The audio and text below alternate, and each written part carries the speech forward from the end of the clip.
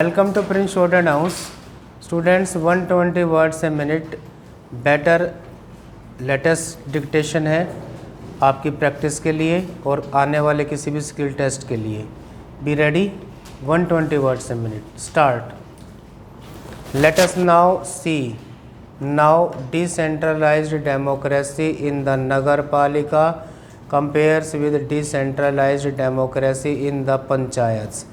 Democracy in village panchayats have two distinctive characteristics. First, the individual voter has a close personal relationship and ready access to the elected representative because on an average each panch represents between 100 to 500 voters. Second, each panch has a voice which counts for a great deal in the panchayat. It is the combination of these two factors, the personal contact between the voters and the elected representative and the importance of the elected representative in the elected body, which is the first essential step towards eliminating the power broker from the polity.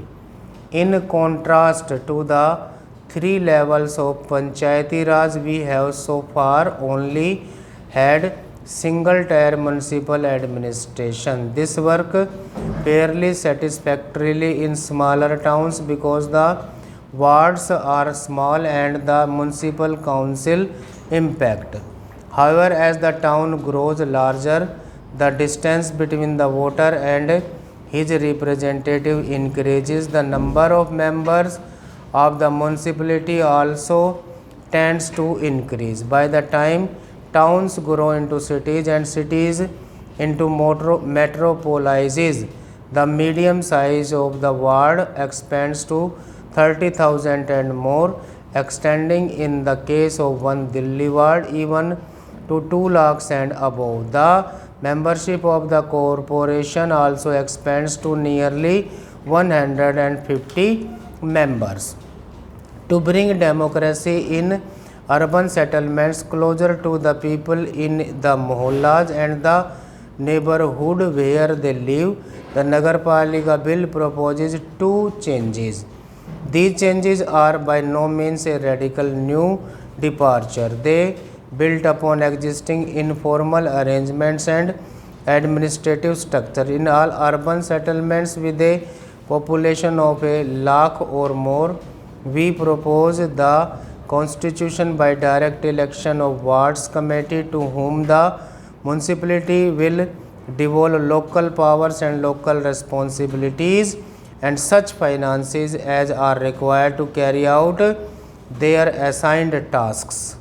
We leave it to state legislatures to determine the territorial area and size of population which will be served by a wards committee. We would hope the jurisdiction of a committee would be sufficiently compact to give citizens a sense of personal involvement in the affairs of their neighborhood and nearly access to the elected representative to deal with their ward level problems. The ward councillor will be member of the wards committee and will constitute the link between the ward and the municipality. Next para. In cities with a population above 3 lakhs, we propose that the chairpersons of the wards committee be constituted into a zonal committee. The determination of the territorial area and size of population falling within a zonal committee is left to the state legislatures to decide.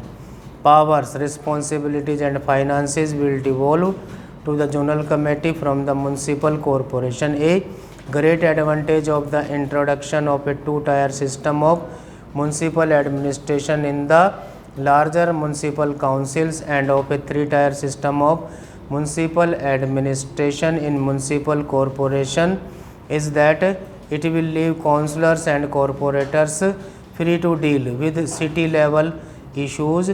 This with matters of policy such as city wide infrastructure, overall economic and social development, linkages with neighboring municipalities and economic interaction with the district as a whole. Hitherto, the absence of effective representative local self-government has introduced a glaring distortions in our system. If a train in a mohalla gets blocked, the ward councillor, the president of the municipality, the MLA, the MP and the local minister all together approach to get the train unblocked. Sometimes the unblocking of the train even requires the intervention of the Prime Minister.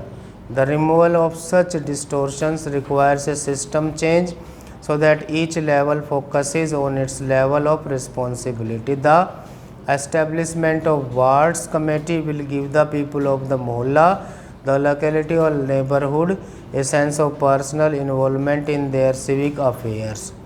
It will afford an opportunity for public spirited citizens in serve their locality. It will help focus attention on how the people themselves view their problems and the solutions they suggest. It will help mobilize local participation and local resources for local development. It will give voluntary organizations a neighborhood forum in which to share ideas and explore the scope for citizen action. The city will then truly belong to the people. The importance of this, the poorer parts of the city cannot be overemphasized. Today, the unrecognized and unwanted are left uncared for. They huddle together in growing slums. They are unrecognized because they are unauthorized.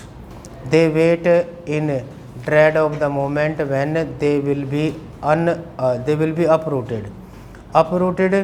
They settle themselves elsewhere to be settled somewhere they must.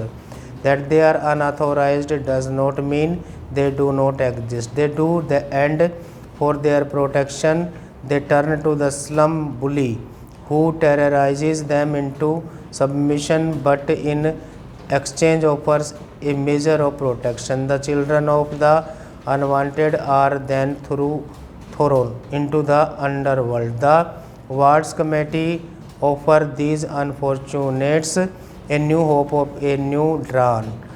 The mohalla can begin looking after its own. Stop.